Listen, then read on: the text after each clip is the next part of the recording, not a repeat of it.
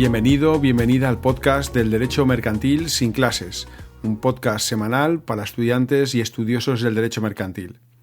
Mi nombre es Francisco González Castilla, soy profesor en la Universidad de Valencia y el episodio de esta semana se titula Cuestiones prácticas sobre el cheque y el pagaré de cuenta corriente.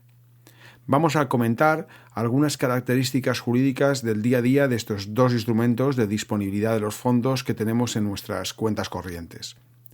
Por cierto, el programa de hoy está dedicado a María M., oyente activa del podcast que me ha recordado mi promesa de no exceder los 10 minutos de duración.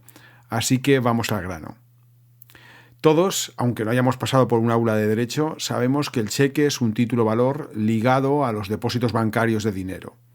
Un documento que incorpora una orden incondicionada dirigida por el librador a su banco de pagar a la vista a su tenedor legítimo una suma determinada. Aunque su estructura subjetiva es idéntica a la de la letra de cambio, el emisor del cheque ordena al librado que pague a un tenedor, el cheque tiene tres características específicas diferenciales. El librado, quien recibe el mandato de pago, es siempre una entidad de crédito, que por otra parte nunca es aceptante. El legislador nos señala que cualquier expresión de acepto se considerará nula, por lo que el tenedor de un cheque nunca va a poder ejercitar una acción cambiaria contra el banco librado. En segundo lugar, su vencimiento es siempre a la vista. Esto es, cuando se presente al pago, incluso aunque se trate de un cheque postdatado, un cheque en el que se indique una fecha de emisión posterior. Finalmente, conforme a estas características, el cheque es un título de pago, un instrumento para disponer de los fondos que tiene el librador en su banco, un medio para pagar sin necesidad de entregar dinero en efectivo. También cualquier ciudadano sabe que la utilización del cheque está ligada al contrato de cuenta corriente. Para su regular emisión necesitamos tener fondos disponibles en el banco, ya sea como depositantes o como beneficiarios de un crédito, y además que se contemple en nuestro contrato de cuenta corriente la posibilidad de disponer de estos fondos mediante cheques, entregándonos la entidad de crédito un talonario a tal efecto. Pero la gran pega del cheque para muchos usuarios de los servicios bancarios es que solo te sirve para pagar al contado, en la medida en que es un título a la vista, y que para su regular emisión debes disponer de los fondos en el momento de su libramiento. Por eso es frecuente que el cliente solicite al banco un talonario de pagarés. Estos pagarés son formalmente muy parecidos a los cheques, con la diferencia de que en ellos existe un lugar para indicar la fecha de vencimiento futura, es decir, que se trata de títulos de crédito. Vamos a aprovechar estos minutos para examinar alguna de las cuestiones prácticas del funcionamiento de estos títulos valores propios del sistema bancario. En primer lugar, aunque cheques y pagarés de cuenta corriente sean formalmente muy parecidos, el rol jurídico del banco es muy distinto en ambos títulos. El cheque incorpora un mandato de pago dirigido al banco. En el caso del pagaré, nos encontramos con una promesa de pago que está domiciliada en la entidad de crédito.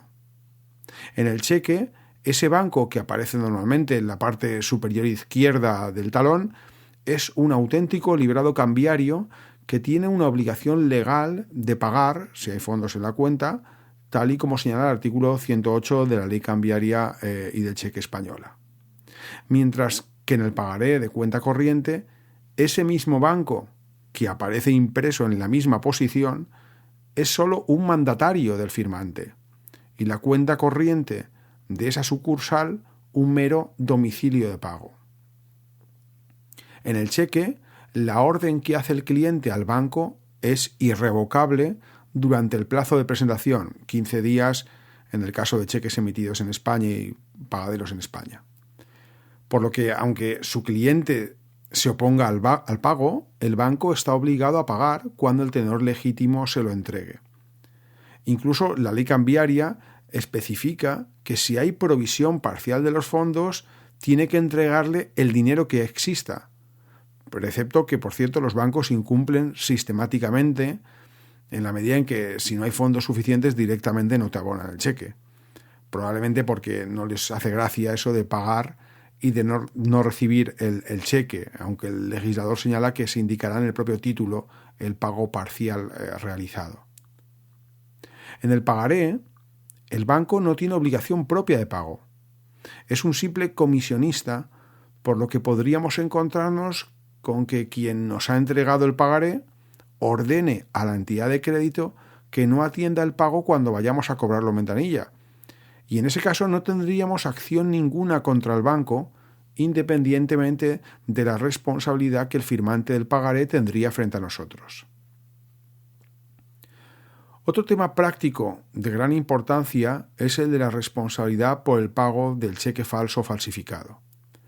En este punto, el artículo 156 de la Ley Cambiaria establece que el daño que resulte del pago de un cheque falso o falsificado será imputado al librado, a no ser que el librador haya sido negligente en la custodia del talonario de cheques o hubiese procedido con culpa. Digamos que la ley imputa adecuadamente al banco el riesgo profesional de que se pague un cheque falsificado, de forma que la entidad tendrá que restituir a su cliente el importe pagado al falsificador, a pesar de que no hubiera ojo divino que pudiera distinguir la firma verdadera de la falsa, porque no estamos ante una responsabilidad por culpa, sino ante una responsabilidad objetiva que solo cede si ha existido culpa del cliente, normalmente por negligencia en la custodia del talonario de cheques. Por cierto que aunque la ley cambiaria parece dar una solución de todo o nada, es decir, o toda la responsabilidad es del banco o es del cliente, en caso de confluencia de culpas, la jurisprudencia ha aplicado la doctrina de compensación de culpas, repartiendo el daño entre ambos. Aunque no existe una regla semejante para los pagarés de cuenta corriente de los que estamos también hablando, la jurisprudencia española menor, de las audiencias, ha venido aplicando este precepto del 156 también a los pagarés bancarios, dada la clara identidad de razón entre ambos documentos.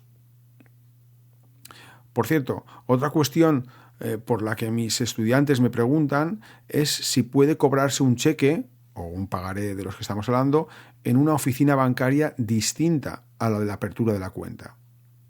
Pues bien, en principio el banco no tiene obligación legal de hacerlo.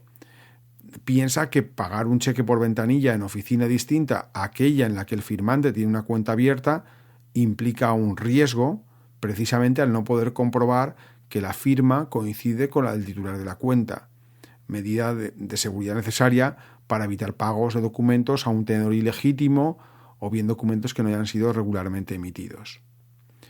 Ello, no obstante, normalmente se pagan, en la medida en que existen medios tecnológicos para hacer las comprobaciones necesarias. Aunque ojo que lo usual será que te cobren una comisión por cobro de cheque en oficina distinta, conducta que por cierto no ha sido calificada como mala práctica bancaria por el Banco de España. Otra posibilidad que tienes como tenedor de uno de esos documentos es entregarlo a tu banco, distinto del banco de quien te entregó el cheque o el pagaré, para que lo cobre. Lo que usualmente llamamos entregar para abonar en cuenta. Pero ojo que aquí también hay que hacer distinciones. Puede que el banco tome el cheque en gestión de cobro, o bien, además de gestionar dicho cobro, que te abone su importe en la cuenta. En este segundo caso, el abono es condicional, esto es salvo buen fin. No adquiere firmeza hasta la verificación del pago. ¿Qué quiero decir? Lo que quiero decir es que el abono que te han hecho estará sujeto a la condición del cobro efectivo del cheque. Si se produce el impago o devolución del efecto, tendrás la obligación de devolver lo recibido, lo que en la práctica se soluciona porque el banco te hará directamente un adeudo en cuenta. Además, el banco puede que te cobre además una comisión.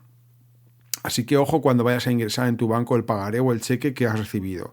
Aclara si estás entregándolo en gestión de cobro o si el banco te está anticipando el importe salvo buen fin, porque te puedes encontrar con una comisión de ida y otra de vuelta.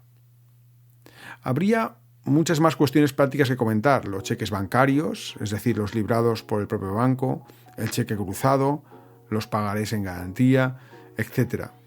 pero en esta ocasión quiero cumplir mi promesa y respetar el tiempo de los oyentes.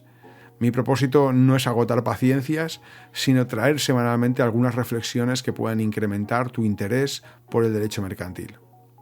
Y como siempre, espero tus comentarios en los canales habituales, el blog o el canal de YouTube del Derecho Mercantil Sin Clases, en mi página personal de LinkedIn o en el correo fgonzalezcastilla@gmail.com.